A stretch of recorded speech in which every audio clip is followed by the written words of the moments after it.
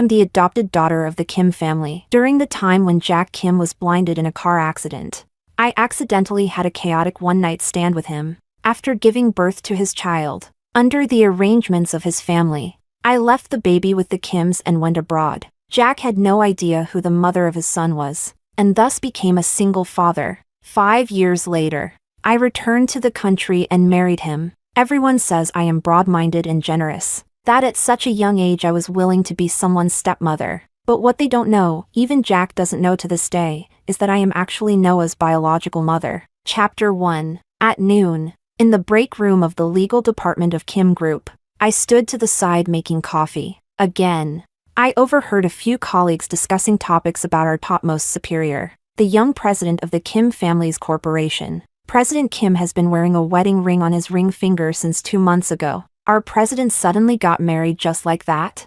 What? Do people from wealthy families need to issue a public notice whenever they get married and have children? I'm just curious, since it hasn't been announced publicly, what kind of woman could possibly win over the cold and indifferent President Kim? Maybe it was a marriage alliance. But then again, President Kim's new wife, right from the start, has already become a stepmother. The current president of Kim Group, Jack Kim, is the firm and decisive leader of the entire corporation. At only 27, he is remarkably young and accomplished. But everyone knows he already has a son of about 5 years old. That little boy had once been personally brought to the company by Mrs. Kim to look for his father. Exquisitely handsome, the child looked almost identical to President Kim. A glance was enough to tell they were father and son. Counting the years, according to Jack's resume, he graduated from the nation's top university. And Noah, his son, was born the very same year he finished his studies. So, when Jack was still very young, just barely graduated, he became a father. The little boy has always been raised by Jack alone. The existence and identity of the child's mother has always been a mystery. Then I heard one of them say, rather than being curious about President Kim's new wife, I'm actually more curious about what kind of woman that boy's real mother must have been back then, to make President Kim a father in his early 20s. Just as I walked out of the break room, the department manager called to me, Joanna, come with me to the meeting. Chapter 2. I returned to the country about 3 months ago. Within a month of returning, I and Jack registered our marriage. It wasn't an arranged marriage. Not only had I been adopted into the Kim family, but Jack's mother took a liking to me. She insisted that Jack marry me, to keep work and private life separate. Almost no one at the company knows that Jack and I are actually married. Upstairs, the meeting, in the bright, spacious conference room, I stood in heels at the front giving a risk assessment report. Around the table, the man seated at the head wore a crisply tailored suit, handsome and aristocratic in appearance. His lifted gaze revealed an aloofness that kept people from approaching or offending him casually. His eyes didn't linger on me much. We looked like strangers to each other. Yet after work, in the Maybach leaving the company's underground garage, Jack and I sat together in the back seat. When we returned home, Noah wasn't there. I asked the housekeeper, "Where's the child?" Jack handed his removed suit jacket to the housekeeper and answered me in a low voice. "Mom took him to the old family house. He won't be back tonight." Not coming back. Huh. Late at night in the bedroom, I came out of the bathroom after my shower. Jack was sitting up against the headboard, tall and lean, different from his immaculate daytime appearance at the office. His hair was half wet. One long leg was slightly bent and his posture was relaxed. He wore a well-made dark loungewear set with the top unbuttoned at the collar. The thin fabric hinted at a mature, solid man beneath. When Jack put on his suit during the day, he seemed so proper and restrained that one dared not look for fear of offending him. It made you think that desire could never touch that cold face. I used to think that too, but after 2 months of marriage I realized Jack had desires, and he often took the lead. Since we were married, the things a married couple does, we had done. He glanced up at me, set the tablet he'd been holding between his long fingers down on the bedside table, and leaned over me on the bed. At first he didn't move but asked, "Has your mother been pushing you to have a child?"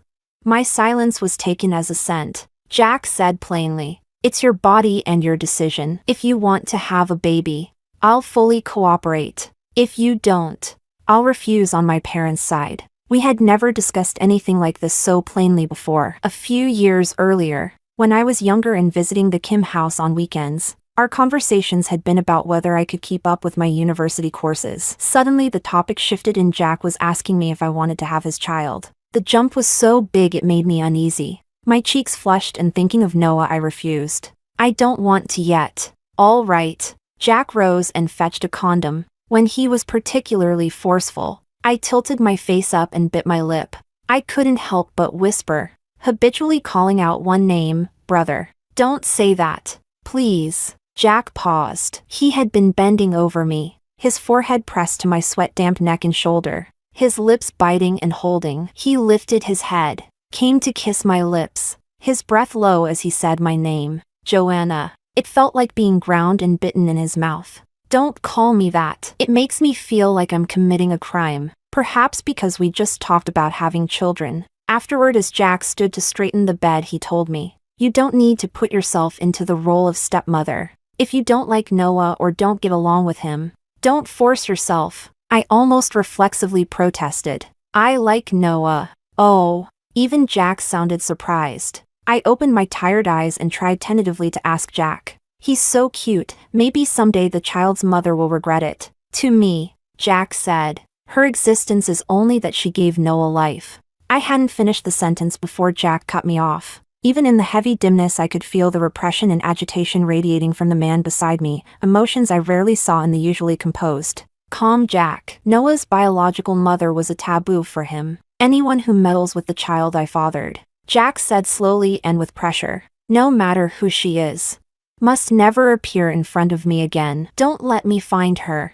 Otherwise, even if she's still alive, I will make her wish she were dead. Chapter 3. When I was in middle school, my family went bankrupt. My parents fled abroad and abandoned me. It was my mother's old friend, Jack's mother, Mrs. Kim, who took me into the Kim family and raised me. Jack was a year older than me by the time he had his car accident. I had already been calling him brother for 7 years. The accident itself wasn't serious, but it triggered a rare complication. The doctor said a nerve had been compressed, causing temporary blindness. Even after half a year of intensive treatment, his eyesight still hadn't returned. Jack grew increasingly cold and irritable. All of Hiiii whispered that the future heir of the Kim family had turned into a blind man, unwilling to yield to reality. Jack still attended a banquet, but without his usual sharpness. He was drugged by someone scheming against him. He didn't know that his parents and I, worried for him, had also followed along to that event. Sensing something was wrong, I went into his resting room, wanting to check on him. That was when he pinned me beneath him. After being tossed about by Jack for the first time, I came down with a fever and was sick for 2 days. The morning after pill I had taken in confusion ended up being vomited out. When the pregnancy was discovered, the Kims who had raised me nearly knelt to beg me. If Jack's sight never returned, then this child would become the family's only hope for the future. Mrs. Kim even asked Jack, Joanna is gentle and caring. How about letting her stay by your side? Even blind, Jack was still strikingly handsome, despite his poor state at the time. His reply was firm, Mom, the reason we adopted her was never to train her into your obedient daughter-in-law. It was to raise her as a daughter. I watched Joanna grow up. I don't have romantic feelings for her, at most. I see her as a sister. As for the girl that night, Jack's expression turned grim. She isn't dead yet? He never knew it was me that night. To him, I was just a younger sister. Even his parents never dared let him know that the girl he regarded as his sister was the one carrying his child. Later, when I was near delivery, I heard that a very young and brilliant ophthalmologist had been accompanying Jack through rehabilitation for half a year. Jack even entrusted her with the most complicated and risky surgery. Fortunately, the result was a success. Half a year after his sight was restored, I had already flown abroad to continue my studies. Later on, though the doctor was young, she was still 7 years older than Jack, who was only 22 at the time. The Kim parents were far from satisfied, and instead placed little Noah, then only 6 months old, directly into Jack's arms. When the doctor learned that Jack already had a child, she quickly married someone else. No wonder Jack despised the child's biological mother. Her existence had ruined a relationship he once had. As for why he agreed to marry me years later, I'm afraid it was still Mrs. Kim forcing us together. On our wedding night, he said that since we were married, He would accept the change in roles. He was not a man of abstinence, of course he would touch his own wife. The next morning Noah was sent back. At the dining table, as I tried to get close to him, the little boy cut me off. Are you here to steal my dad from me? I'll never like you. Apologize. Jack no longer ate slowly and calmly. His eyes carried a father's authority. What about the manners and upbringing you've been taught? Noah clammed up, stubbornly refusing to speak again. So Jack ordered the housekeeper to send him to school. I hurried outside and told the housekeeper, I'll take him. It wasn't until we reached the kindergarten gate that the little boy finally spoke to me. If you think I'm disturbing you too. Anna and her mom invited me to stay at their house. I teased him. Is Anna the girl you like? He answered softly, I only like her mom. Her mom is a doctor. Sometimes she's busier than my dad, but she still comes to pick Anna up from kindergarten every day after school. Chapter 4. In the morning at the company, I ran into the deputy director of the technology department. He took the initiative to greet me. In an instant, gossip spread among colleagues. Joanna, what's the deal between you and Ning Yuan? He's the company's famous untouchable flower, an overseas returnee. Young and talented, even Wendy, the female special assistant working beside the president, couldn't win him over. I hurriedly denied it and explained, back when I studied abroad, Ning Yuan had indeed pursued me, but I never accepted. At noon I quietly avoided people and found time to go to Jack's office. He was still busy with work, but when he saw me, he had someone bring in lunch. I stayed with him to eat. After Jack came out of the bathroom, freshly straightened up, I sensed the atmosphere change. Sure enough, he pulled me onto his lap. Not caring that his tailored pants were wrinkled, he pressed his lips to mine, kissing me. Jack never did anything halfway. His hand slid under my chiffon blouse, tugging it free from the waistband of my fitted skirt. Kissed by him, I opened my eyes slightly. Glancing around, saw that the curtains were already drawn and remembered the office door was locked. Only then did my nerves ease. By the end, I was left completely weak in his arms. Jack held my lips and tongue a little longer before finally letting go. He draped his suit jacket around my shoulders. I leaned against him, and he asked in a low voice, Shall we go to my lounge? I nipped his neck lightly, leaving a faint bite mark. We both still have meetings this afternoon. Don't go too far. Jack stroked my waist. We're newlyweds. Whatever I do with my wife is only natural. I still hadn't fully adjusted to this shift in identity, suddenly realizing that he and I were legally and rightfully husband and wife. It was the first time I'd heard Jack use that word, wife, casually, as if chatting. He asked, Are there really that many men lining up in the company to chase after my wife? Jack had clearly heard about Ning Yuan. He's just a senior I met while studying abroad. Jack paused, then asked, And in those years abroad, did you meet anyone else? At first I didn't understand what he meant. I know I probably have no right to even ask you this. He said slowly, I don't have any obsession with being someone's first. But I still want to know, Joanna, who was your first man?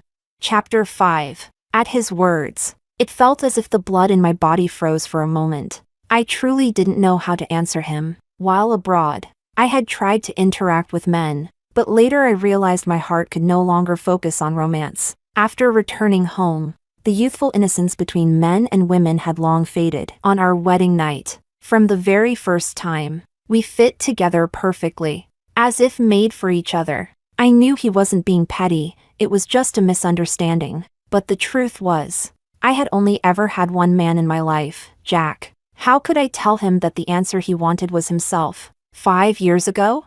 That the woman he despised so much, the one he said he would make wish she were dead, was me. Forget it. Jack was the one to change his mind first. His eyes calmed, his expression regaining that cool rationality. He lifted his fingers to straighten the collar I had disheveled earlier. Whatever happened before, he said, we're married now. From here on, let's live well together. The reason I had come to see Jack at noon was to ask if he could leave work early tonight and pick up Noah from kindergarten with me. Jack eventually agreed. When Noah saw us at dismissal, he was surprised. He was walking out of school holding a woman's hand. The woman was holding another little girl with her other hand. I had already guessed this must be Anna's mother, the one Noah often mentioned, but I hadn't expected that the child's mother would look even more shocked than Noah when she saw us. Mr. Kim, she greeted Jack first. I'm Cressida, the one who performed your surgery years ago. You should still remember me. I hadn't expected Anna's mother to be that doctor.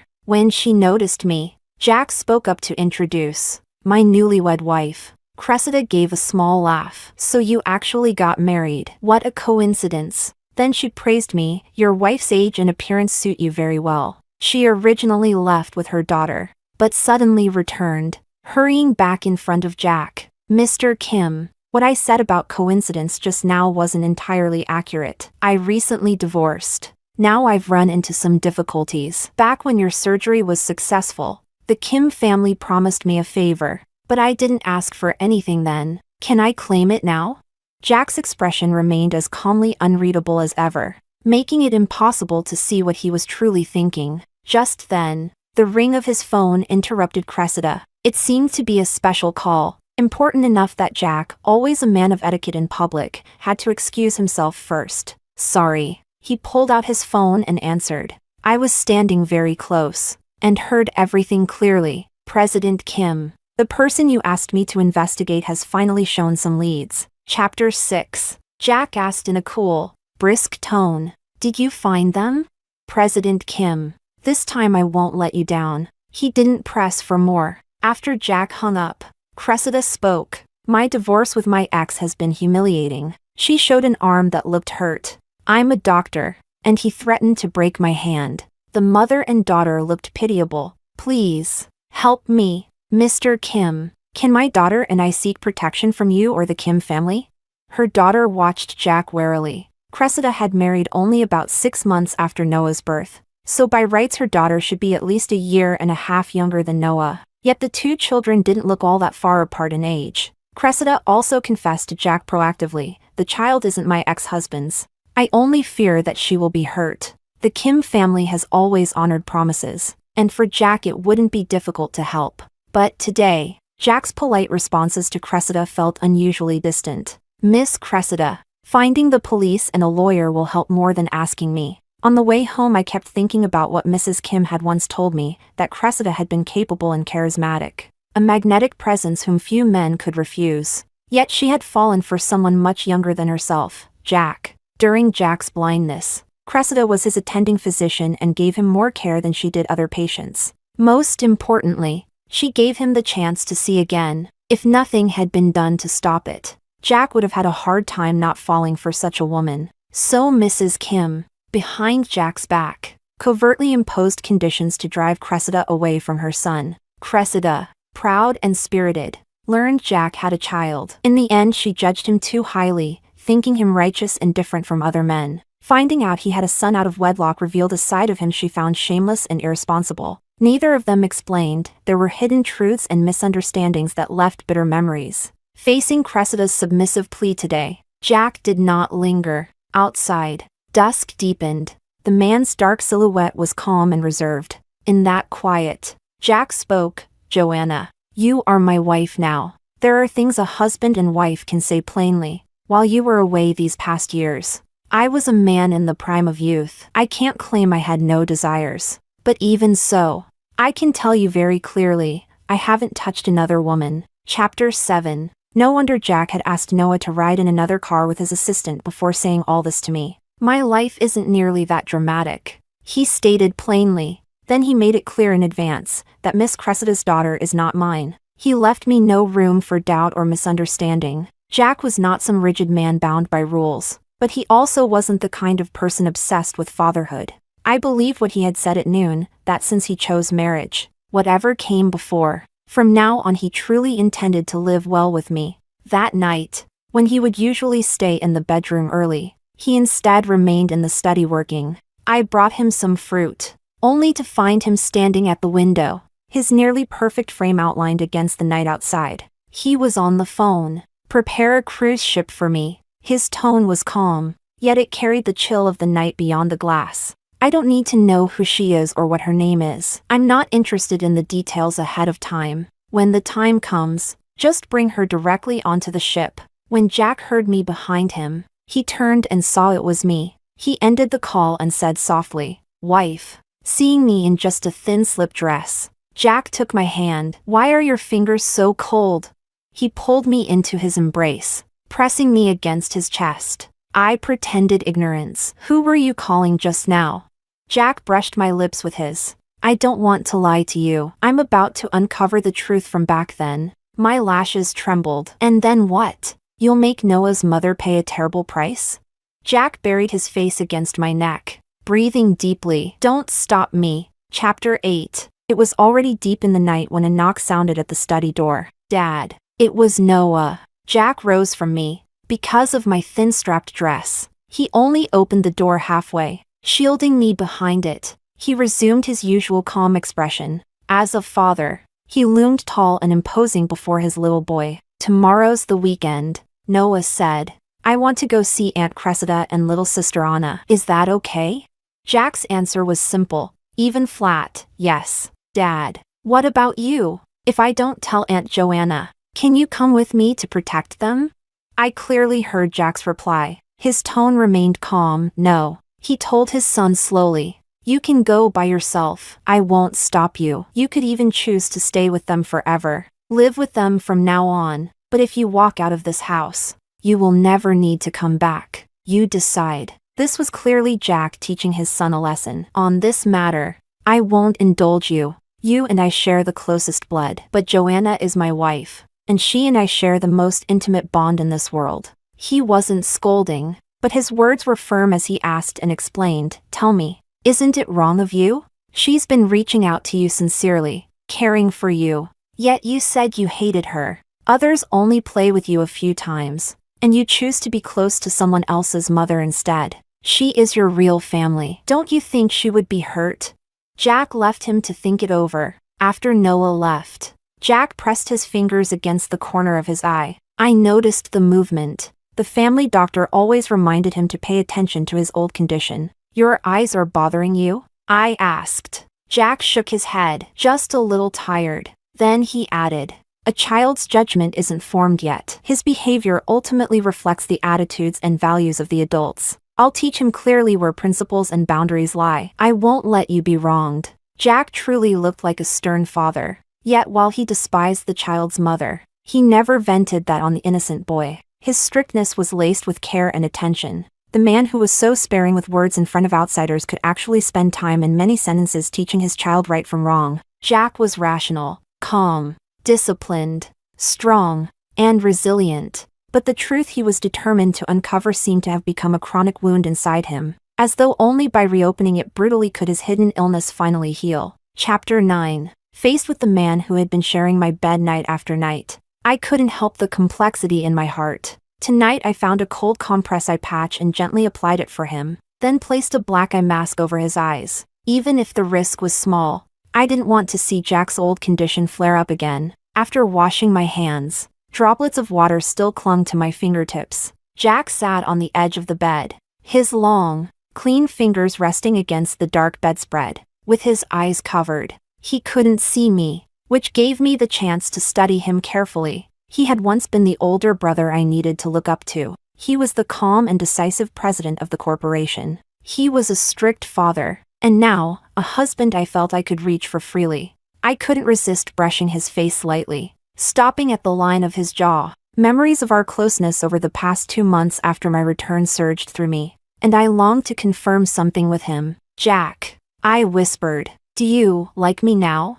I feared I might never get the chance to hear that answer again. He didn't reply directly. Instead, he lowered his head and gently bit down on one of my fingers. My damp, cool fingertip touched the warmth inside his mouth. Then his tongue tangled with it, wet and hot. His expression remained serious, cold, as if he were speaking at the company. While teasing my finger, he spoke slowly, enjoy me. It was much later when Jack finally murmured, wife, of course I like you. Chapter 10. Sunday night was the Kim Group's mid-year anniversary gala, held at one of their luxury hotels. But President Jack Kim was notably absent from the lively celebration. In stark contrast to the glittering banquet, the sea outside was silent and vast. On a cruise ship, I sat weakly in a champagne-pink gown, still dressed from the party, my head dizzy. When the private investigators approached me, I knew then that hiding from Jack for 5 years had already been my limit. I asked if they knew my true identity. One of them replied, "Madam Kim." We were surprised too when we found out. No one had expected that the woman Jack despised so deeply was also the one he loved. "We only take money for work, even though this may cause immense trouble for you and President Kim's current life and family. The results still have to go into his hands." From the moment I chose to return, I had stopped trying to escape reality. I only thought about how to help father and son finally reunite. But I had never imagined Jack's hatred for Noah's biological mother ran so deep that he wanted her erased completely. So I lost the courage to confess. I feared that everything I had now would vanish like fireworks in the sky. I couldn't bear to be the one to turn his love into loathing. I could only leave it for Jack to uncover the truth himself tonight. The cabin door swung open, heavy footsteps approaching. I slumped weakly in the chair, a black cloak wrapped around me, its hood shadowing my face. Jack stopped in front of me, his gaze dropped, cold and detached, at the woman before him. She trembled faintly, as if only now realizing fear, not wanting to waste time. Jack spoke directly. "My life's path doesn't need you to rewrite. This is a provocation against me. I won't kill you." Jack was a man with a wife and child now. He wouldn't risk everything recklessly. Instead, his voice was cool, "But living can bring far worse suffering than death. Don't you think?" He would make sure she tasted the ruin of her entire life overturned. The waves outside roared, the sea that night like an abyss. The woman before him seemed unnaturally quiet. Jack's face was calm as he lifted his hand. He needed the truth. Mysteries had to be given form. But Jack didn't yet know that his feelings of love and loathing had already begun to collide. His fingers touched the brim of the hood covering her face. With one swift motion, he pulled it back. Chapter 11. The black cloak slipped off, fully revealing a delicate figure and a face Jack knew all too well. Though he normally never changed his composure, his shock was obvious and unmasked. Joanna? Jack pulled out his phone as if to confirm he wasn't mistaken. I could no longer run away. I gripped his sleeve. "What you see is the truth." "How old were you then?" Jack finally asked after a long silence. "Didn't I teach you how a girl should protect herself?" I had never seen Jack wear such an unguarded expression. "What stage were you at? That you could end up pregnant?" he demanded. I had grown up in the Kim household. Mrs. Kim never fussed over me much. When I was about to go to university, it was Jack who gave me a disc. He was cool and reserved then and never explained what it was. Only later did I learn it contained detailed lessons about bodily changes and sexual health. We were studying in different cities at university. As an older brother, he had the right to tell me to protect myself from any man and not to be easily deceived. Thinking of those identities we once held, I asked, "Would you find it disgusting that we slept together back then?" I knew what he was wondering. Afterwards I got sick. The morning after pill I took was vomited out. What else could I do? Noah's birth did indeed upend your life at the time. My blood sugar was low and the seasickness hit me. I was in terrible condition. The next moment I fainted. When I came to, I was no longer on the ship but lying in the double bed of our home bedroom. I had seen the rare look of anger on Jack's face. I half expected to open my eyes and find myself shipped off to somewhere like North America or South Africa. It was Mrs. Kim's call that roused me. It was still the middle of the night, 3 or 4 a.m. Only after I was married did I start answering her as Mom. I picked up and said, "Mother." Mrs. Kim said, "Joanna, Jack came by in the middle of the night asking if we pressured you. He knows everything? I've never seen him lose his temper like that. I'm worried he'll take it out on you. Why don't you take Noah abroad on a vacation to get away for a bit?" Chapter 12. I didn't go abroad, and I didn't try to hide from him. At the start of the new week, I went up to a meeting at the company and still saw Jack sitting at the head of the table. He seemed somewhat distracted today, though he wore his usual three-piece suit. He leaned back in his chair and appeared tired if you looked closely. His usual watch and tie clip were missing. When I inadvertently met Jack's eyes, my speech in the meeting faltered for a moment. He hadn't come home that night. Could this count as our first real argument or Cold War?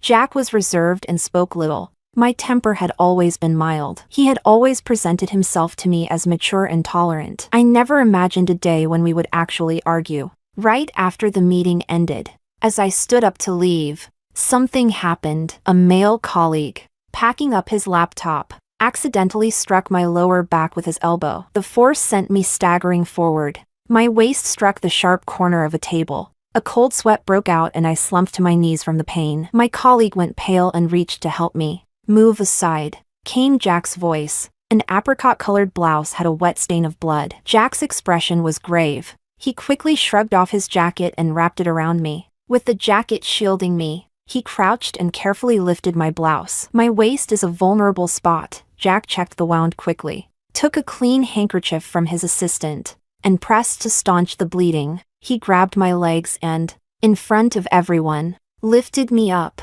"Go to the hospital." Chapter 13. Fortunately, there was no damage to my bones or internal organs, but Jack still arranged for me to be admitted. A nurse came in to dress my wound, followed by a female doctor wearing a mask. At first, I didn't pay attention to who she was. Jack stayed in the ward. The nurse tried to ask him to step out, but he said in a flat voice, "I'm her husband."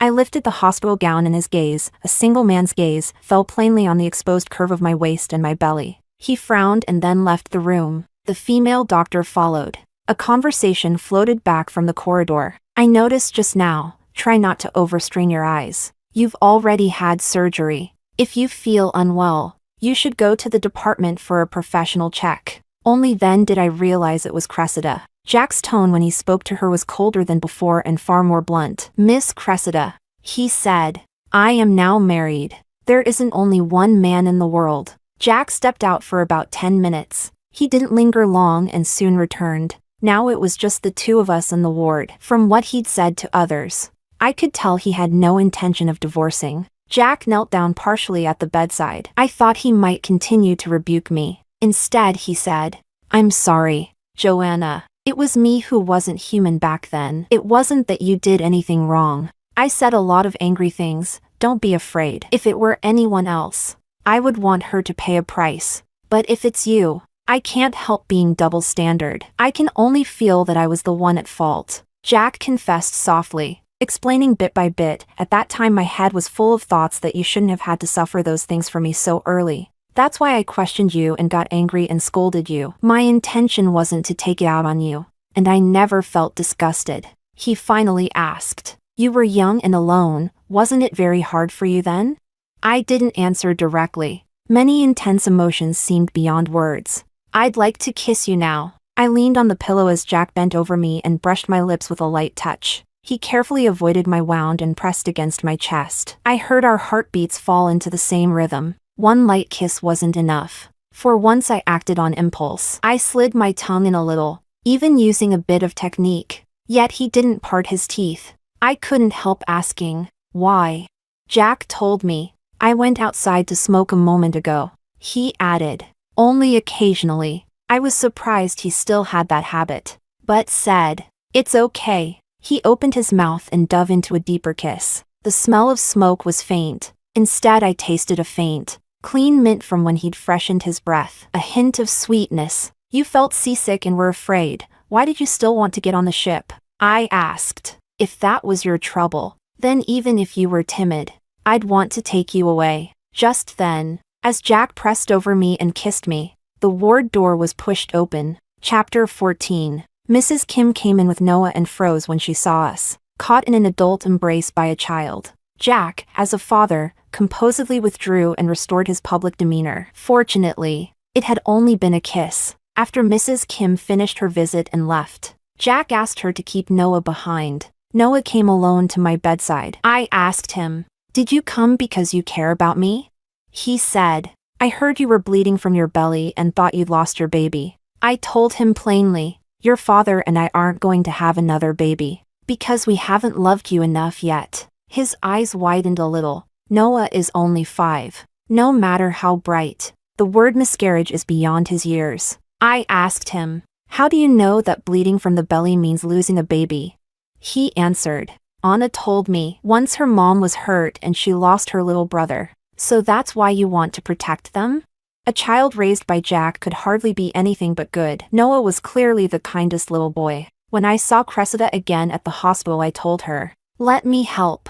Although I work in corporate legal affairs, I also have professional lawyer qualifications and can accept private cases. Domestic violence should be zero tolerated. As someone in the profession, I want laws to improve so the vulnerable have real recourse. What Jack said was right. The law, not vigilantism, would help Cressida most. To put that scum in jail. At first I didn't understand why Cressida hadn't hired a lawyer sooner. Once her injuries had improved, I accompanied her to the forensic assessment center, and afterwards we sat in a cafe near the hospital going through paperwork. When we came out it was late. A few men were standing across the street, glancing our way. Cressida looked pale and told me, "Joanna, you go first." Whenever anyone tries to help me, my ex shows up to intimidate and threaten. I sensed danger. The men were coming toward us. In the most dangerous moment, 2 cars suddenly pulled up at the curb. Jack stepped out of the Bentley in the front car. In that instant he seemed godlike. Several well-trained bodyguards also poured out of the other car. He walked fast across the short distance in his suit. He personally kicked the man closest to us to the ground, one hand landing at my waist. His palm was broad, his grip showing the difference in our sizes, almost holding half my waist and drawing me half into his embrace. Jack's hair was slightly disheveled as he asked, "Are you all right?" The man who'd been kicked down sprang up again, baring teeth and claws, moving toward Cressida. "You filthy bitch. You've got some nerve this time." Jack let go of me and stepped forward. He seized the man's wrist hard, stopping the fist aimed close enough to reach Cressida. Chapter 15. It was Jack who called the police. His hand got scratched and he went back to the hospital to have it disinfected and dressed. Cressida said to Jack, "Thank you for stepping in to help me." Jack didn't even look up. "You don't need to thank me. Thank my wife. It's my duty as her husband. I helped because she certainly doesn't want you to be hurt again." Cressida still wanted to say some things. "I only wanted to seek your help. I never wanted to destroy your family. But I do regret and wonder if I hadn't been so proud back then. If I'd been firmer, would things be completely different now? Your mother actually pushed me away at the time." "Jack, I just want an answer from back then. If I had been more resolute." I heard everything from where I stood. Actually, a thought had already sprung up in me too. I wanted to hear what his answer had been back then, perhaps seeing my curiosity. Jack finally spoke to Cressida. "I have ample material wealth. My parents raised me properly, and my inner life is not lacking. I possess strength and resolve. So why would you think that appearing while I was ill would make you my redemption and my light? You offered things I did not lack. I wasn't moved or swayed by them. Dr. Cressida, I appreciate your help during the operation, but I also paid the full surgery fee, even if many saw you as a heartthrob, and I'll admit you have merits. I was not attracted. After leaving the hospital, you were merely a passerby to me." Jack had never truly liked Cressida. To fall for someone wasn't so simple for him. The person he loved was someone he had carefully nurtured for years, then patiently waited for, before finally daring to touch those fragrant petals. That night was my last day in the hospital. He slept beside me on the same bed, and I told him, "Hearing you call me wife out loud makes me feel so safe." I asked Jack, "Have you liked me for a long time?" His answer was, "Yes." Yet back then, even a golden son like him could feel unworthy and shrink back, saying things he didn't mean. Chapter 16. I returned to work at the company. That night at sea felt like Jack and I had torn through the calm surface we both kept up, exposing the turbulence underneath, only for it to miraculously settle again into quiet. Even I hadn't expected things to resolve so easily. It was as though the deep-rooted disgust Jack once carried dissolved into nothing the moment he learned it was me. In fact, when he slowly replayed everything, Jack felt his life had finally cleared into perfect sunshine. You could see it in concrete ways. A man who once never showed his feelings now visibly seemed in a better and better mood. That day, when he carried me straight out of the meeting room, so many people saw. Such intimacy between a married CEO and an employee was bound to spark gossip. Before rumors could spiral, Jack publicly released our wedding photos. Of course, in a company this large there were still some odd voices. One day after a meeting, when Jack happened to leave early and walk with me back to my department, we overheard 2 colleagues talking. "So that's why she got promoted in just 2 months, she's the CEO's wife parachuted in. A fancy title, but she's still so young and already a stepmom." I heard it was because she was close to Mrs. Kim. Mrs. Kim forced the CEO to marry her. Jack's pleasant expression cooled as he listened. Before they even noticed us, he cut in himself. "If a man can't even decide his own marriage, That's his own failure and weakness. The two turned, startled. I only marry the woman I love, and she is also the mother of my child. The reason I haven't made all her identities public is because she never needed to be defined first by family or children. It was a direct rebuttal, one point after another, leaving no ground. At work, I'll treat you all the same, but in daily life, if I can't favor my own wife, should I favor you instead? So I don't want to hear this kind of talk again. Later, on the way to pick Noah up from kindergarten, I was thinking how to tell the little one that I was his real mom. Jack said, "I'll tell him with you." Jack always showed me that a good relationship could be strength, we could be each other's protectors. I took Noah into a convenience store. He stared at the snacks on the counter. "Dad usually won't let me eat these. Can I pick anything today?" I whispered to him, "When your dad was in school, he also came here to buy fish balls and takoyaki, though in the end, they always ended up in my mouth." I leaned close to Noah's ear. "Your dad isn't as strict as you think. That game you like playing? He already maxed out the levels years ago. Sweetheart, ask him to play with you at home." When I turned around, there he was, the man, husband and father, standing behind us. I straightened up and smiled at Jack. "Sorry. I think I just ruined your serious fatherly image. The fish balls were a little too spicy." Jack told his assistant to take Noah to the car first. Then he kissed me, right there in public. Better now? That night, when it came time to tell Noah the truth, I felt nervous. Looking back at Jack's timeline, he graduated from the country's top university the same year Noah was born. I thought Jack had been right at work earlier. "Sweetheart, I didn't abandon you. Mommy just wanted to choose her own life first. Those were also my 5 years of growth. If, at 21, my life had been bound to only one child, maybe I would have become nothing more than the golden canary kept in the Kim household." It all went back to Jack rejecting Mrs. Kim's proposal back then, not trapping me by his side at 20. So I returned with my wings brushed in light, carrying his hopes back with me. Chapter 17. By the time we won Cressida's case, it was already deep winter, the start of a new life for her. Spending more time around her as an ophthalmologist inevitably reminded me of Jack's own eye condition. Fortunately, he had never ignored it. Earlier that year, Cressida's mentor conducted a thorough examination and reassured us there was nothing more to fear. On the way to hear the results, Jack, uncharacteristically tense, asked me, "What if?" I asked him, "Do you remember our wedding vows?" We both have excellent memories, and sure enough, he recited them word for word. To understand and love each other, to support each other in hardship, to cherish one another for life, through youth or old age. We would weather storms together and remain lifelong companions. We were people who believed in those vows, and we were people who would keep them. Story 2. My boyfriend's proposal to his secretary went viral, and everyone called it romantic and moving. The secretary even posted a heartfelt message, saying, "I've finally waited for you. I'm glad I didn't give up, Mr. Luis. I look forward to spending the rest of my life with you." The comment section was full of excitement, saying, "So sweet, female secretary and CEO. My OTP is the sweetest." I didn't cry or make a scene. I quietly closed the page and went to find my boyfriend for an explanation. But I overheard a conversation he was having with his friend. "I have no choice. If I don't marry her, her family will force her to marry someone she doesn't love. What about Selena? She's your real girlfriend. Aren't you afraid she'll be upset?"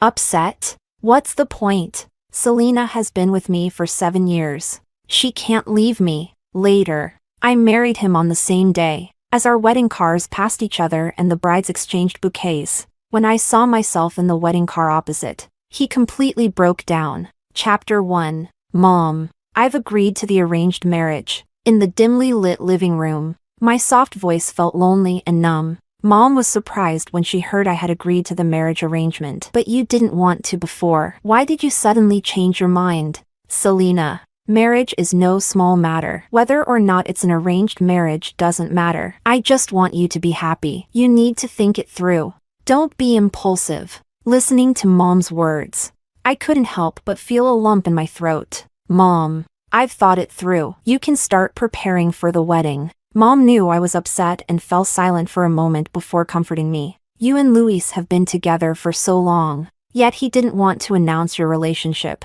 And he's still avoiding meeting our parents. Your father and I knew from the start that it wouldn't last. Her words felt like a needle stabbing into my heart. So, the onlookers could see clearly, while I was the only one who was blind. We've already chosen a good match for you. Long before, your father and I have carefully selected someone for you. Not to mention, their character and family background are both top-notch. My Selena deserves the best. I took a deep breath. Thank you, Mom. I trust your and Dad's judgment. Mom continued. Then should we arrange for you two to meet in the next couple of days? No need. Just go ahead and prepare for the wedding. I hung up the phone. I wasn't sure when Luis had appeared behind me. He was holding a small cake in his hand and asked with a puzzled expression. What wedding? Who's getting married? Mine. It's mine. I thought quietly to myself, but the words never left my mouth. I shook my head calmly. Nothing. Just a friend. As soon as I said that, I noticed his expression visibly relaxed. My heart tightened again. Had he been that nervous? Did he think I was forcing a marriage on him? Or was it that he was planning to marry his beloved secretary, Diana, and thought I'd found out? I brought you your favorite cake from that place. Do you want to eat it now? In the past, Luis would always bring me a treat after work, even if some of it wasn't to my taste. It always felt sweet, like I was dipped in honey, because I cherished the feeling of being thought of and fed by the one I loved, far more than the taste of the food itself. But now, looking at this cake, it felt so ironic. Just now, I saw that Diana had made her once private social media posts public. I scrolled through just a few, and I couldn't continue. It was at this moment that I realized how foolish I had been. This cake, was Diana's favorite. Not just this cake, but the other snacks and nuts were also Diana's favorites. What's even more pathetic is that I discovered this habit of Luis bringing me food after work started only after Diana joined the company. So, Luis, when you were feeding me, who did you think I was? Selena, or Diana? I swallowed the bitterness and said softly, I don't like sweets. It's too rich. Don't buy it again in the future. Luis didn't expect this reaction from me. His eyes showed a hint of surprise. Really? I've never seen you refuse it before. After so many years together, if he truly cared about me, how could he not notice my food preferences? Some things, after being repeated countless times, eventually become compromises. I didn't argue further. I simply said, my taste has changed recently. Chapter 2. For several days, Luis seemed incredibly busy, so busy that he forgot my birthday. But I no longer cared. It was as if he suddenly remembered. Though, to make it up to me, he bought tickets to my favorite musical. The show was wildly popular and almost impossible to get tickets for. I couldn't get any myself. So when Luis told me he had tickets and invited me, I agreed. But on the day of the performance, Luis never showed up. Instead, I saw Diana's post on a social media platform, showing off 2 tickets. Her caption read, just watching a concert to kill time. It's so nice to have someone who's always there to indulge your whims. Though she didn't show her face, the scarred hand in the photo was unmistakably Luis's. That scar was from the time he saved me years ago. In that moment, I felt like a fool, while I stood outside in the rain, worried that something might have happened to him. He was inside, sitting in a VIP seat with his secretary, enjoying the show. Cold raindrops fell on my face, chilling both my body and my heart. Then, a message from my mom came through, telling me the wedding was set for 2 weeks later and asking if I felt it was too rushed. She said they could delay it if I wanted. I shook my head. No need. Just like this. The storm had paralyzed the city's traffic, and I waited a long time without being able to hail a cab. Luis finally called me. Why aren't you at home? My voice was calm, without a hint of emotion. I'm at the People's Theater. It was as if he suddenly remembered something. He paused for a moment before saying, I'm sorry. Something came up this afternoon. Wait there, I'll come get you. I didn't refuse, but I also knew he wouldn't come. Sure enough, the next moment, Diana updated her social media again, to keep me from catching a cold in the rain. My CEO hubby made ginger tea himself. A man in the kitchen is the most handsome, marry me. The photo showed Luis at the stove, cooking. I glanced at it once before calmly exiting the page. The rain inevitably left me with a cold and fever. I used the excuse of not wanting to infect Luis to move into the guest room. For once, Luis put aside his work to stay home and take care of me. But I couldn't adjust to it. It's just a small cold. I'm an adult. I can take care of myself. Go focus on your work. He stared at me strangely for a long moment. Didn't you always want me to stay with you when you were sick? Why are you acting so differently today? I lowered my head to hide the emotions in my eyes and forced a smile. I was immature back then. I'm not like that anymore. Luis looked at me with concern. Selena, are you okay? I'm fine. You can go now. He still felt that something was off about me but couldn't figure out what. Finally, he just stared at me deeply and sighed. All right, rest well and call me if you need anything. After he left, I let out a long breath and lay down to sleep again. When I woke up, I saw that my mom had sent me detailed plans for the wedding, along with photos of over a dozen wedding dresses for me to choose from. I absent-mindedly scrolled through them, enlarging the images to take a closer look. I was so focused that I didn't even notice Luis entering the room. Suddenly, he grabbed my phone and tossed it aside, frowning in displeasure. Why are you looking at wedding dresses? I thought he'd found out about my upcoming wedding and was about to come clean, but his next words made me realize just how laughable my assumption was. Selena, are you trying to pressure me into marrying you? I've already told you I'll marry you. You don't need to play these little tricks to hint at it. It's so undignified. Chapter 3. You misunderstood.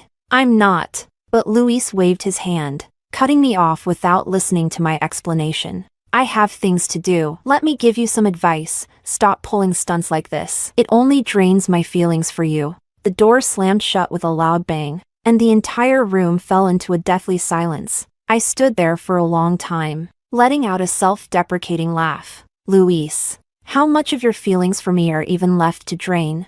In the past, his misunderstandings would have left me sleepless and anxious. But now, I quickly composed myself. I returned to reviewing the details my mom sent me about the wedding. Before exiting the messaging app, I casually tapped on the notification dot for his social media. To my surprise, Luis, who rarely posted anything, had just updated his feed. His post read, "Someone as wonderful as you deserves to be kept close, so I can feel at ease." The photo was a solo shot of Diana, paired with an image of their wedding invitation. Within a minute, a mutual friend commented, "Bro, just like that. The bride gets swapped out so easily?" The post vanished soon after but reappeared moments later on Diana's profile. Then Luis called me. In the past, I would have immediately taken screenshots, called him back, and demanded an explanation. No fight would have ended without a storm. But this time, I didn't answer. Even after the call ended, I felt no urge to pick up. Strangely, I wasn't as upset as I thought I'd be. Maybe I'd become numb. My first reaction was to note that their wedding date coincided with mine. What a coincidence. When Luis came home, I was already in bed, pretending to sleep. He opened the door quietly and walked over to my bedside. "Selena, are you asleep? Why didn't you answer my calls?" Facing away from him, I mumbled. I fell asleep accidentally and didn't hear it. He let out a sigh of relief, leaned down, and reached out to check my forehead for a fever. Is the fever gone? As he moved closer, the cloying scent of women's perfume clung to him, making me nauseous. I nearly gagged. Instinctively, I shifted away from his touch. His hand froze midair, his expression full of confusion. Tentatively, he asked, "Selena, did you see something?" Burying myself under the blanket, I muffled my voice. "No, I'm just tired from the cold. I want to sleep." I slept soundly through the night and finally felt lighter the next morning. Gathering my strength, I began packing my things, erasing every trace of myself from this house bit by bit. That's when I noticed all the little matching items I had bought for us as a couple. In the beginning, Luis had used them with me, but at some point, he had tossed them aside to collect dust in a corner. I packed up all the unused items and threw them into the trash. Then I found an album. It was filled with photos from our travels, postcards we collected together, tickets from our long-distance visits, and letters he wrote to me. The album was once a treasure chest of memories from our years together. But ever since Diana appeared, not a single new photo had been added. When Luis came home, I was throwing the album into the fireplace. He dashed over as if possessed, pulling the charred album out of the flames with his bare hands, ignoring the burns on his hand. He looked at me with rage. Are you insane? Do you know how important this album is to us? Why would you burn it? Luis rarely raised his voice at me, but this was the first time he shouted so angrily. The care in his eyes didn't seem fake, but the fact that he was hiding his plans to marry someone else was just as real. I didn't want to argue with him, so I casually lied. The album was moldy and infested with bugs. I've already backed up everything in it. I'll make a new one later. Hearing this, he calmed down, while applying burn ointment to his hand. Luis stared at me and suddenly spoke. Selena, you seem off lately. Is work stressing you out?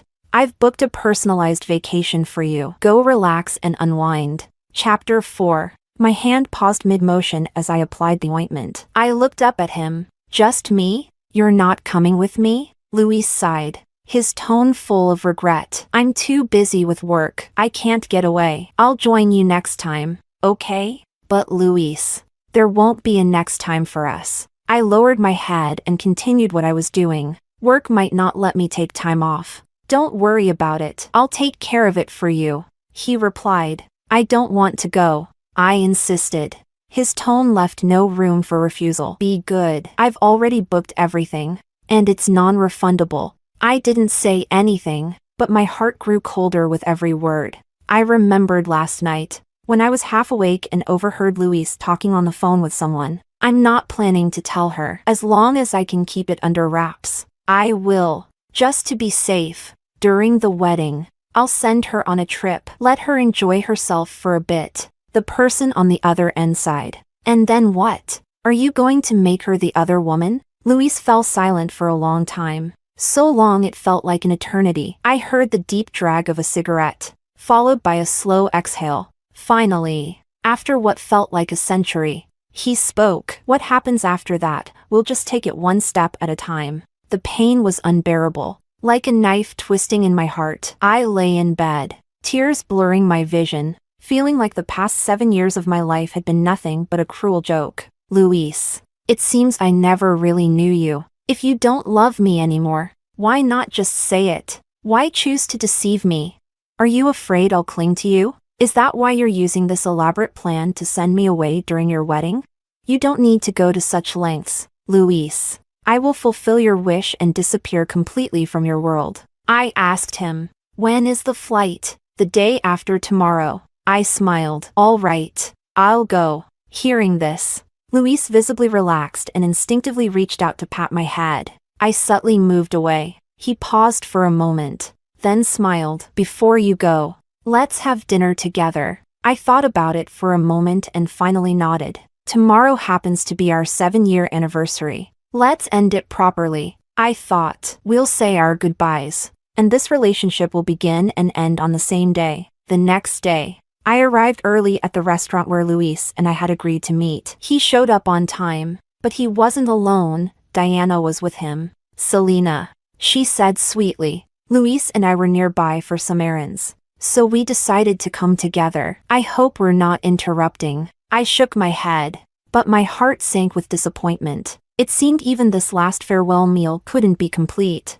Luis ordered a table full of light dishes. Diana, noticing the dishes on the table, chuckled. Luis, these dishes are too bland. I don't think they suit Selena's taste. Do they? Luis, completely unbothered, replied. You're on your period. You shouldn't eat spicy food. As he spoke, he thoughtfully called over the waiter and asked them to take away the cold drink in front of Diana, replacing it with a cup of brown sugar ginger tea. Diana pouted, complaining that Luis was too controlling. Luis playfully tapped her on the forehead. If I don't take care of you, you'll be crying later when your stomach starts hurting. Diana stuck out her tongue and teased. You're exaggerating. You're just too worried about me. The two of them flirted openly in front of me, completely ignoring my presence. I watched with a calm gaze, my heart unmoved. Not even a ripple of emotion left. As we ate, someone suddenly shouted, "Fire!" Chaos erupted in the restaurant as people scattered, rushing toward the exits. I stood up, only to see a figure flash past me. The next moment, I saw Luis tightly holding Diana in his arms, shielding her as he hurried out without looking back. For a moment, it felt like I was transported back in time, through the tunnel of memory, to when we were 18. Back then, in a similar situation, the person he had risked everything to protect was me. Once we reached a safe place, Luis finally came to his senses. He turned to look at me, standing not far away, his face full of shock. I was in such a hurry just now. I didn't mean to. I cut him off with a smile. It's fine, I understand. The day Luis had booked for my trip arrived quickly. I packed my suitcase early and made sure there was no trace of me left in the room. With my luggage in hand, I left without looking back. Of course, I didn't go on the trip. Instead, I returned to my parents' home to prepare for my wedding. After all, my big day was just around the corner. Luis, meanwhile, was too busy trying on wedding attire with Diana to even notice my absence. The wedding day arrived in the blink of an eye. For the first time, I met my arranged fiancé, Ryan. I had to admit, my parents had excellent taste. He looked even better in person than in the photos. Handsome, tall, and perfectly put together, he was flawless. The procession was grand. I got into the wedding car, and we set off in a magnificent convoy. At one point, our car passed another coming from the opposite direction. Both cars stopped as if on cue, allowing the brides to exchange bouquets. The car window slowly rolled down. Inside the other car, Luis and I locked eyes. A storm of disbelief and shock surged in his gaze. His voice trembled as he spoke, unable to hide his astonishment. "Selena. How could it be you?" Chapter 5. Luis couldn't believe his eyes. His heart raced uncontrollably as he murmured to himself, "It must be a mistake. Selena was supposed to be on her trip. How could she be here? I must be imagining her because I miss her too much." Diana was equally stunned. She stared at me, utterly speechless. Compared to their shock, I was much calmer, my face devoid of unnecessary emotion. I extended my bouquet to Diana. It was as if she suddenly woke from a dream. She hesitated before taking it from me and handing me hers in return. I smiled and said to her, "I wish you both happiness." The car windows rolled up, and both wedding convoys started moving again, driving off in completely opposite directions. Just like my relationship with Luis, destined to part ways. Yet, as the car pulled away, I thought I heard a heart-wrenching scream. Instinctively, I turned toward the sound, but Ryan, sitting next to me, reached out and gently covered my eyes. His voice, tinged with an unexpected hint of vulnerability, sounded in my ear. "Selena, since you've agreed, you can't look back now." Was it my imagination? Why did he sound as if he were hurt?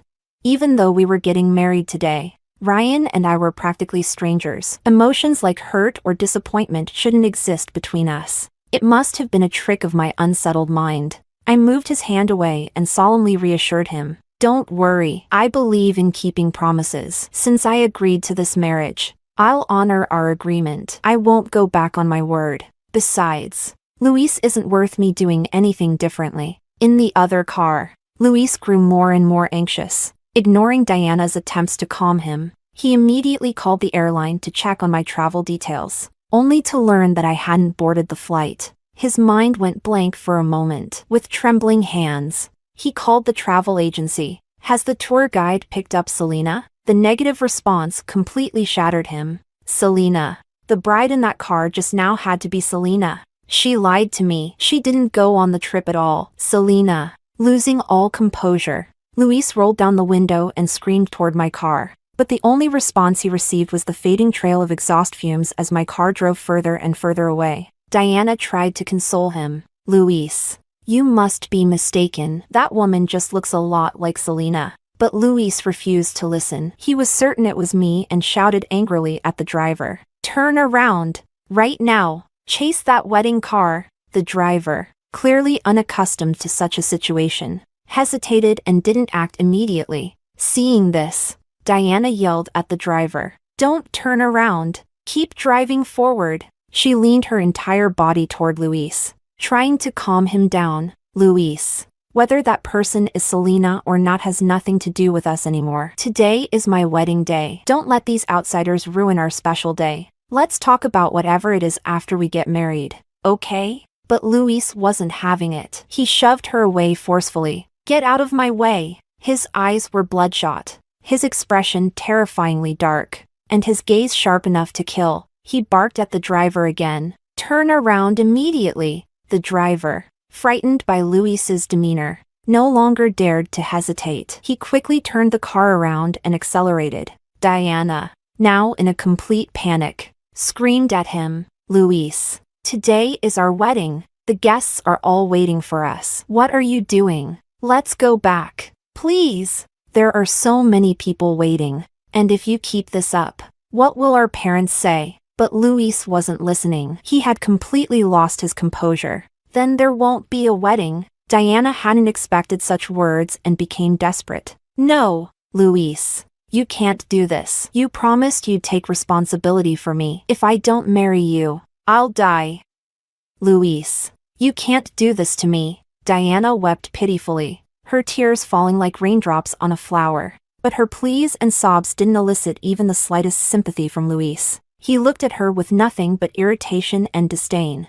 I'm supposed to take responsibility for you? Then who takes responsibility for me? My girlfriend is about to marry someone else, and I can't do anything about it. I just want to find her. Luis kept urging the driver to go faster, while Diana screamed at the driver to turn back. In her rage, Diana grabbed the steering wheel, trying to force the car back on course. Luis reached out to stop her, and chaos erupted inside the vehicle. Blaring horns filled the air, followed by the deafening sound of a violent collision. Chapter 6. The wedding convoy soon arrived at the hotel. During a break to touch up my makeup, I finally turned on my phone. Messages flooded in instantly, overwhelming my screen. They were all from Luis. Selena, can you please pick up the phone? Selena, I was wrong. Please come back. Don't marry someone else. I'm begging you. Please come back. I can't lose you. There were countless missed calls and messages. And, surprisingly, even Diana had sent me a series of texts. Hers were full of provocation. Selena, today is Luis and my wedding day. He sent you away on purpose to avoid any drama. If you have any self-respect, break up with him on your own and stop clinging to him. The one who isn't loved is always the third wheel. Do you think Luis hasn't broken up with you because he loves you? No, he just pities you. He hasn't loved you for a long time. You're older now. Unlike me, young, beautiful, and full of life. Being with me makes him feel alive and full of energy. But you're just a dull, aging woman. He told me he can't even stand to look at you. I read her messages with indifference, finding them childish. If Diana and Luis's so-called love were truly solid, she wouldn't need to stoop to such insecurity-fueled provocations. As the supposed victor, she should feel untouchable, not resort to this. This wasn't the first time Diana had tried to provoke me. The last time was when I brought Luis a meal for the final time. Luis had stomach problems from his early entrepreneurial days. So over the years, I'd carefully prepared meals to help ease his condition. After Diana became his secretary, she started bringing him food under the guise of saving time and being efficient at work. She was always blatant about it, saying things like, Selena, you and Luis are my greatest benefactors. I see how hard you work, and as his secretary, it's my responsibility to take care of his daily needs. Luis and I had helped Diana once in the past, and she often brought it up as if it justified her actions. At first, I felt uncomfortable. Her behavior seemed to overstep boundaries. But Luis brushed it off, telling me I was overthinking. Don't read too much into it. She's just trying to repay us for helping her. Besides, her cooking isn't even as good as yours. He said casually. Selena, trust me. Stop overthinking, all right? His words didn't reassure me, though the unease in my heart remained. Luis noticed and, in front of me, called Diana into his office. With his arm around my shoulder, he told her, Diana, you don't need to bring me food anymore. Just focus on your job. Selena is all I need for my meals. Diana's eyes immediately reddened. She looked like a scolded child, trembling with tears brimming in her eyes, ready to fall at any moment. She bowed deeply to me, her voice filled with fear as she apologized. "I'm so sorry, Selena. I only wanted to show my gratitude to Luis. If I caused any misunderstanding, I apologize. Please don't be angry with Luis because of me. You can hit me or scold me. Just don't let me ruin your relationship with him." Her exaggerated humility made me furrow my brow instinctively. Feeling incredibly uncomfortable, I voiced my concerns to Luis. But he dismissed me again, saying I was overthinking things. "I've already told her not to bring me food anymore. Cheer up, Selena." With that one line, he silenced all the words I hadn't yet spoken.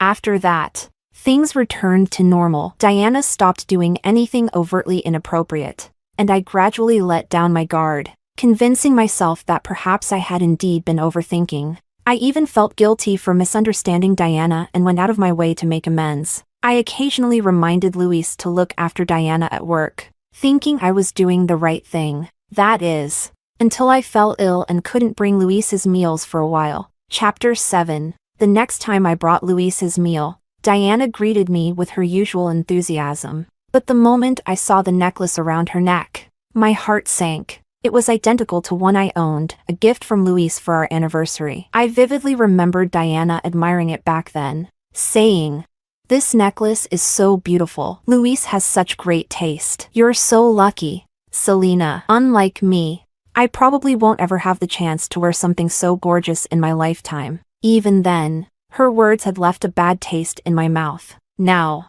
seeing me staring at the necklace, Diana met my gaze with a smile, her expression unashamed. "That necklace," I began. Without hesitation, she responded casually. "Luis gave it to me." I confronted Luis about it later, but he brushed it off, claiming it was a reward for Diana's hard work. He told me I was overthinking things. That was also the day I went back to Luis's office to retrieve a bag I'd left behind, only to see the meal I'd carefully prepared for him tossed in the trash. For the first time, Diana dropped her pretense in front of me. With a mocking smile, she said, "Selena, I don't eat cilantro. Next time you bring food, remember not to add it." At that moment, it was as if I'd been struck by lightning. Luis had been giving the meals I made for him to Diana. I don't remember how I left the office that day. What followed was the biggest fight Luis and I had ever had in all our years together. We didn't speak for an entire month.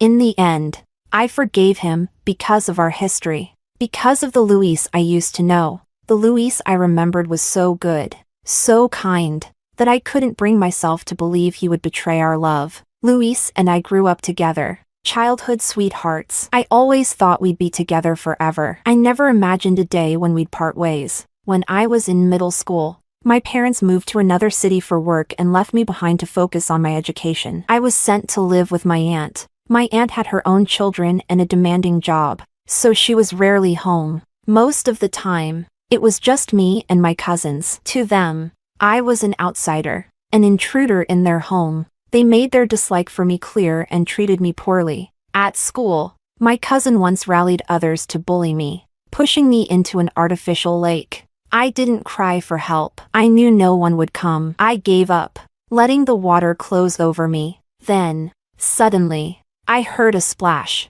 Luis had jumped into the lake to save me. It was a freezing winter day, yet he seemed to shine with a warm light. "Why didn't you call for help when they bullied you?" he scolded. "From now on, just call me Luis, and I'll take care of you. Nobody will dare touch you again." He kept his promise. After that, no one at school dared to bother me. When my cousin tricked me into eating a cake mixed with nuts, causing a severe allergic reaction that nearly killed me, Luis was the one who came to my rescue. Like a guardian angel, when I was trapped in a fire, on the verge of losing my life, it was Luis who charged through the thick smoke, carrying me on his back, step by step, to safety. He bore the scars of that fire on his body, scars that would stay with him for the rest of his life. Chapter 8. At that time, I cried bitterly, overcome with guilt and self-reproach, but Luis gently wiped away my tears, smiling as if it were nothing. "It's just a scar,"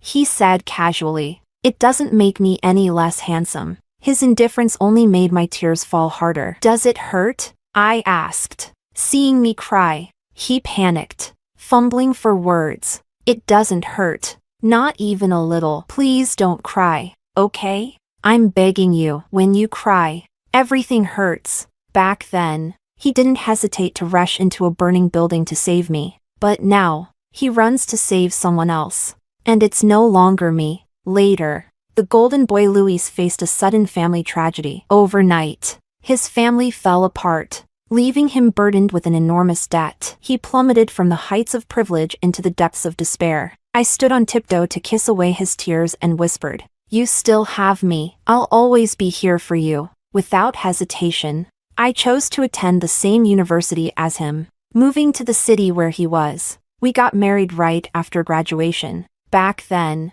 Luis loved me deeply and treated me with such care. We were poor, but we were happy. We lived in a tiny shared apartment with no windows, scraping by and saving every penny to pay off his debts as quickly as possible. Our only way to relax was taking long walks, hand in hand, because it cost nothing. Even so, I felt happy, as long as I was with him, even sitting quietly without doing anything. I felt content. Once, when he was drunk, he clasped my hand and grinned at me. Digging into his pocket, he pulled out a delicate necklace and carefully put it around my neck. "Keep this for now," he said. "When we have more money, I'll get you something better." Later, we did have more money, and I did get better necklaces. But my favorite was still that simple, delicate one from before. Everyone said Luis was incredible to me. So many people, after achieving success, abandoned the partners who stood by them in their hardest times. But Luis and I had been together for so many years, and our relationship still seemed strong. If it weren't for Diana, I might have believed that too. Maybe it was because I was so trapped in the beauty of our past, unwilling to accept that he had fallen out of love, that I gave him the chance to hurt me over and over again. But now, I've finally woken up. I've let go completely. The wedding began quickly. I walked down the aisle, arm in arm with my father, step by step, until I reached Ryan. In front of all the guests, my father solemnly placed my hand into Ryan's. Ryan took out the ring, ready to slide it onto my finger. Just then, a commotion erupted outside. The tightly shut doors were suddenly thrown open. Luis appeared before me, covered in blood, dragging an injured leg. He struggled step by step toward the stage where I stood, leaving a trail of bright red blood behind him. The entire room fell into stunned silence, shocked by the unexpected scene, ignoring the security guards trying to stop him. Luis looked at me with desperation in his eyes. "Selena," he pleaded, "don't marry him. I'm begging you. Come with me." Chapter 9. This was my wedding with Ryan, and the guests were all prominent figures. I had no desire to become the talk of the town for something like this, nor did I want to ruin the wedding my parents had been eagerly anticipating for so long. I asked Ryan to call security to escort Luis out. This brief interruption didn't affect the wedding. Everything went smoothly from that point forward. After the final ceremony and after seeing off the guests, I turned to Ryan. "Can you give me a moment to handle what happened earlier? I want to settle things with him." Ryan gave me his full trust, nodding without hesitation. "Go ahead. But please be careful. If you need help, just call me. I'll be right here." For some reason, his steady demeanor gave me an immense sense of security. Luis had been placed in a separate room under the watch of security guards. When I arrived, one of them quickly approached me. "Can you talk to him? He was in a car accident and lost a lot of blood. We've been urging him to go to the hospital, but he refuses to leave no matter what. If this continues, he might lose too much blood. It's a serious risk." I nodded to the guard, signaling that I understood. Pushing the door open, I found Luis sitting inside, his face pale, with beads of sweat covering his forehead. He looked like he was in excruciating pain. The moment he saw me, his eyes lit up, and he forced a smile despite his condition. "Selena, you finally came. Please, come home with me." Looking at him like this, I couldn't help but feel a twinge of emotion. After all, I had loved him once. "You're injured. Go to the hospital first. We can talk later," I said, but he stubbornly shook his head. "No, Not unless you promise to come home with me. I sighed in exasperation. Luis, we've already broken up. I'm married now. Please, wake up. No, I don't accept it. Who said we broke up? I never agreed to it. I sighed again. The moment you decided to marry Diana, we were over. Wasn't it clear, Luis? I sent you a breakup message. You didn't respond, which I took as your silent agreement. Luis, looking desperate, tried to explain. I didn't see your message. Selena, if this is about Diana, I can explain. I didn't mean to hide it from you. I don't have feelings for her. I only agreed to marry her because I felt sorry for her. Her rural parents were forcing her to marry someone she didn't want to, and I just wanted to help her by agreeing to a fake marriage. Selena, believe me, there's nothing between us. She's someone we rescued together from traffickers. Someone we supported financially. She calls me her brother, and I helped her because of that bond. From beginning to end, the only one I've ever loved is you. I couldn't help but find it laughable. If what you're saying is true, that it was just to help her, then why didn't you tell me the truth? Why did you lie to me, Luis? You keep saying you love me, but have you ever respected me? He panicked. It's not like that. Selena, I admit it was wrong to hide it from you, but you have to understand. I did it for you. I didn't want you to overthink, to get hurt or upset. So I kept it from you. At this point, I couldn't tell what part of his story was true and what was false. But it didn't matter anymore. None of it mattered because I no longer cared. Taking a deep breath, I said, "It doesn't matter, Luis. We're over. You don't need to explain anything to me." As soon as the words left my mouth, Luis shot up from his seat, his movement aggravating his injured leg. He gasped in pain, his forehead immediately covered in beads of sweat. Despite the agony, he gritted his teeth and continued to plead. Selena, I know I hurt you. I know I made mistakes. But after realizing the bride was you, you have no idea how terrified I was of losing you. At that moment, it felt like the end of the world. Maybe this accident was divine punishment for me, a reminder of how much I've wronged you. But Selena, I've learned my lesson. I love you. Let's start over. Please. Chapter 10. In my memories, Luis had never been this desperate or humbled before me. I looked at him calmly and said, Luis, stop struggling. Admitting that you've fallen out of love isn't shameful. I believe you loved me once. But the fact that you've fallen out of love now is also true. He anxiously interrupted me. That's not true. I still love you. Selena, please, believe me. I smiled faintly. You say you love me, yet you can't even remember my preferences. The food you bought for me was always what Diana liked. You say you love me, yet the gifts you gave me were the same as hers. You say you love me, yet you forgot my birthday and our anniversary. You say you love me, yet in the most dangerous moment, you left me behind without hesitation to run to someone else. Luis, is that what you call love? If so, your love is cheap. Seeing my indifferent expression, he began to panic. Selena, I know I've done wrong. While I was waiting for you outside just now, I finally understood what it feels like to wait. I've made you wait so many times before. I'm sorry. I know I've done so many things wrong before, and you have every right to be angry. Selena, I'm begging you, just give me one more chance, and I'll change. I'll become the partner you deserve. His voice choked with emotion. I'll learn to cook for you, share the housework with you, and pick you up from work every day. I'll never eat anyone else's food again. I'll eat what you like with you. If you want to travel, I'll go anywhere with you. I'll never forget your birthday again, never miss another anniversary, and never leave you for someone else's call. I looked at him expressionless, saying nothing. He grew more desperate. I handled things with Diana poorly, but I'll fix it. I won't see her again. I'll make her leave the company and delete all her contact information. I chuckled coldly. So you do know what you've done wrong, yet you still treated me like this. The truth is, you never cared about me. You took my love for granted, thinking I wouldn't leave no matter how you treated me. That's why you acted so recklessly. No, that's not true. I care about you. I love you. Selena, sorry. I don't feel it. All I felt was your disregard and disrespect. The way you catered to Diana's every need. Always there for her. Taking care of her. That's what love looks like. His face turned ashen. I admit I lost my way. I thought my pity for her was love, but it was all a mistake. When I realized you were leaving, I finally understood my heart. It's always been you. Just the thought of losing you tears me apart.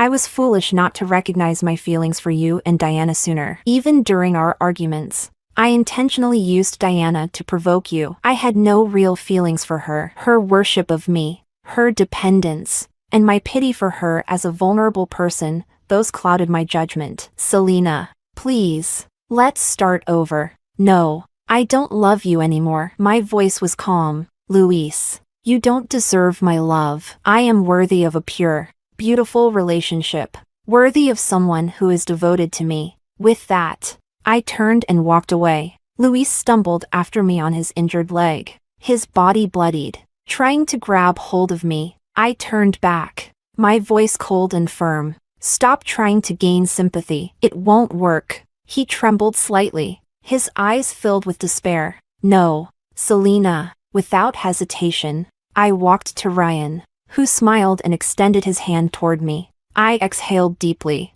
placed my hand in his, and we smiled at each other. Together, we walked away without looking back. Later, I heard that Diana succumbed to her injuries from the car accident on the day of the wedding, unable to be saved despite being rushed to the hospital. Luis, refusing everyone's pleas, dragged his injured body in search of me. But because he delayed treatment, the damage to his severely injured leg worsened, and it had to be amputated. Years later, when Ryan and I had a 2-year-old child, I occasionally heard news about Luis. He would often say to anyone who would listen, "Where is my Selena?